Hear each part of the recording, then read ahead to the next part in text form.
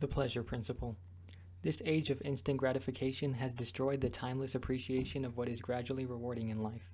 Culture has taken center stage in the lives of people virtually everywhere for a variety of reasons and has consequently influenced generations of individuals to make the wrong choices. As far back as anyone could remember, people have devoted much of their free time to indulging in entertainment as opposed to educating themselves.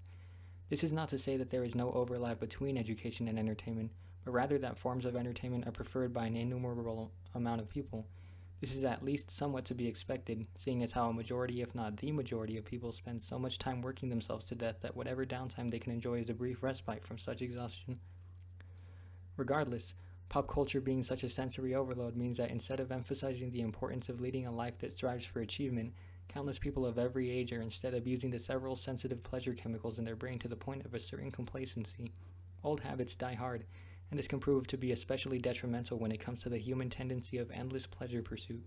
Instead of thinking critically with information from reliable sources, the prevalence of leisure in the minds of the world forces them into looking to celebrities as ultimate sources for truth, for instance.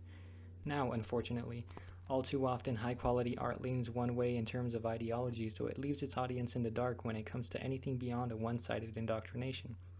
While much of the youth has been immersed in a galaxy of amusement, some have been moving forward in the direction of self improvement with, say, books, for example. Books are a vital resource of knowledge no matter what era one is living in, because they present to the reader information without overwhelming bias more so than other mediums.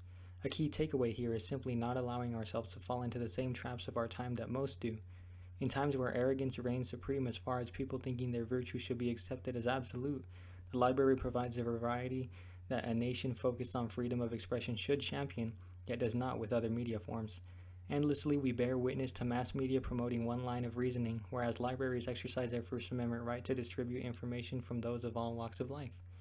Whether the differences are philosophical, political, religious, or what have you, they are available for those who would like to inquire at a moment's notice. This further illustrates my point that instead of diving headfirst into instantaneous ecstasy, we would be better off spending time with something that has intrinsic value through its struggle, as opposed to extrinsic value. As cliche as it may sound, the more the masses concentrate their sights on the circus of entertainment the world has to offer them, the more controlled they are. As the consumption of oversaturated media progresses, the people of the free world imprison themselves in often pointless conversations that should not truly be our priority.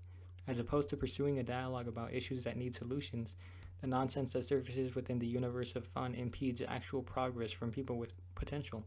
Time is of the essence, and if we do not use it wisely, all the limitless excesses present in life may destroy us. Cult of celebrity and the embrace of whatever medium of diversion one may prefer replaces what action folks may actually take in their lives. Endless simulations of what could be and attempting to live vicariously through characters will never accurately replicate what amazement lies in store for us in the real world, with effort. Brands and corporations have exercised so much undue influence on humanity that there is now to a frightening degree irreparable damage. Nonetheless, once we realize that our demise can arrive at any time, it should ignite a fuel under us to make something of ourselves. At the point when the conclusion of one's life is approached, often reflection on oneself takes place where the thoughts of whether one reached their potential or not haunt them. We spend so much time observing the achievements of others in an unlimited amount of ways that we forget to do something ourselves and be what we wish others to be. Maximizing productivity can absolutely pose a challenge long term, and all of us will make mistakes, but that is not to say we should give up or lose motivation. In order to lead the future into a better place, an immense amount of blood, sweat, and tears should be shed. Bootstraps, elbow grease, and all, the expedition out of the inferno that even the developed world has found itself in will no doubt be a daunting task to overcome, but that also makes it all the more enticing.